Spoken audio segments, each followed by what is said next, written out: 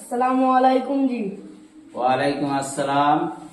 কি শবে বরাতে খাস করে কোনো নামাজ আছে কি?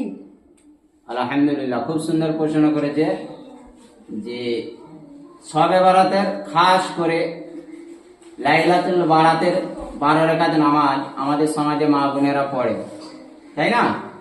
তো এরকম খাস করে কোনো নামাজ নাই, আমাদের নবী করিম সাল্লাল্লাহু আলাইহি সাল্লাম বলে যাননি এবং আল্লাহও বলেনি। খাস করে এই লাইলাতুল বারাতের নামাজ যারা পড়ে এটা হচ্ছে বেদাত, এটা আমাদের নবীজিকে অপমান করা। খাস করে কোনো নামাজ শবে বরাতে নাই। কেউ নফল এমনি পড়তে পারে লাইলাতুল বারাতের 15ই শাবানের রাতে, কিন্তু খাস করে 12 রাকাত, 50 রাকাত, 100 রাকাত এরকম কোনো নামাজ কোরআন হাদিস থেকে প্রমাণ নয়।